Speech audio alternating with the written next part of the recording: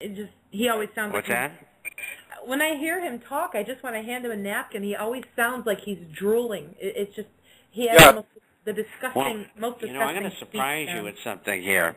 German is my second language, and that's all phony. He has that accent to embellish his worldly knowledge. It's an act. Oh, wow. Absolutely. Does Soros Absolutely. do the same thing, or is his legitimate? No, I think his is legitimate. He's just a real common criminal.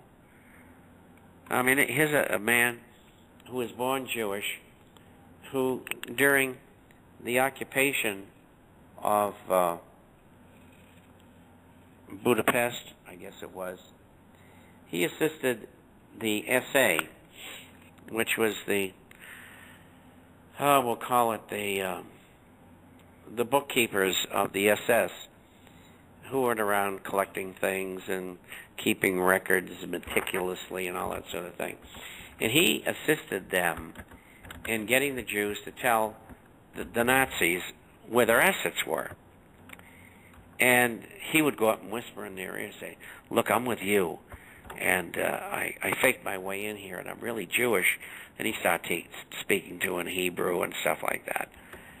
And what he did was, he dragged out all these riches, and the riches were kept by the SA employees. And, of course, part was given to the government, the Nazi government.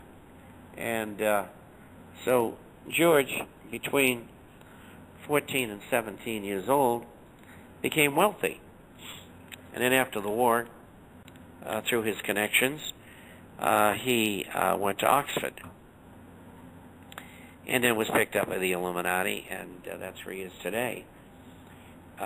His commentary is this: the greatest years of my life were spent when I was working with the Nazis in my country. Now, you've got to be one sick person to think those were the best years of your life when you're sending people off to concentration camps. I mean, this guy is a piece of work. And incidentally, he's been convicted of stock fraud twice. Once in Paris, and on appeal, he lost the appeal. So his conviction stands. And he was convicted in Hungary as well. He's a Maga. And I don't know if that's the right pronunciation, but all of you Hungarians out there will know. And this guy is one of the most reprehensible people to ever walk the face of the earth.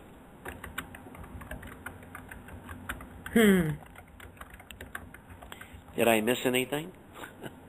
I don't think so. That's a pretty good discussion about that. That's description. Oh, I know some of these people. I've gone head-to-head with them. Believe me.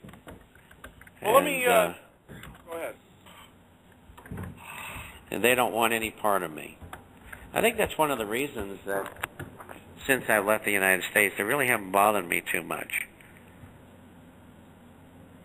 They've chased around trying to find me, but they can't. Now, I want to go to a caller in Michigan right now, but let me ask you one other question first here. Doc, if you could just hang out 1 second here. I took your microphone, so you could talk, but just give me a second here. What do you think is the likelihood of the United States military? Which direction will they go if they try to enact that New World Order here in the United States? They'll overthrow the government. Even though UN and the Illuminati is deathly afraid of that, because I keep on telling them that. And because I talk to subscribers who are admirals and generals and colonels and top sergeants and grunts and so on and so forth. And they tell me, if the president tells us to go round up all the Americans, we're not going to do that. You got to be kidding me. They bring in foreign troops. I had one gunnery sergeant from the Marine Corps tell me, if ever bring foreign troops in, I can promise you, not one of them will ever go home. Oh, wow. So That's if they pretty think they're going to depressing. do that, they're in cloud cuckoo land. And if you want to see how effective NATO forces are, this past week, and they were acting against Muammar Gaddafi and his troops, and they went in to bomb, and they bombed the rebels. I mean, how stupid can you get? I mean, with people like that on your side, there's no chance that you can ever win. It's unbelievable. And I'm a veteran, so I know what that stuff's all about. It's almost like they're And, bombing both sides. They don't care. They just want to bomb. Well, the rebel side is Al-Qaeda and Taliban. Right. Doc DLB, go ahead. You're on the floor. Thanks, Proof. Hello, Mr. Chapman. Really enjoy having you on Freedomizer here, and I want to thank you for supporting us. I had a couple of questions, a little bit off topic, but other than reading the International Forecaster, are there other sources that you can recommend we use to enlighten ourselves about economics and what's going on in investing in Wall Street? Are there other books or sources or pundits that you like to listen to, like Faber or Salente or Schiff or Rogers? Who do you pay attention to? Well, first of all, the public library usually has a selection of things that you can read, and you can go to Amazon and look at the books that are available. And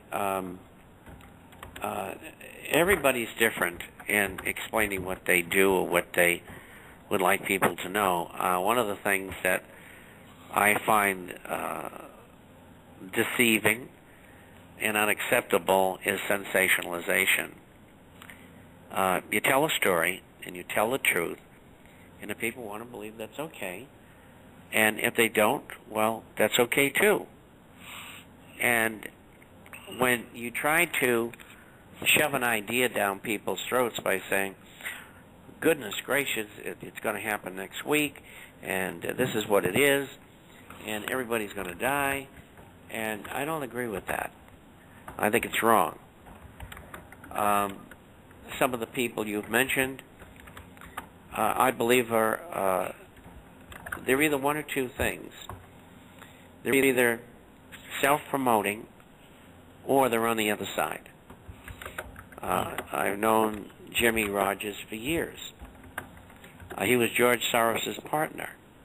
Yeah. Now, someone's got to explain to me, how do you be George Soros' partner and don't believe what he believes?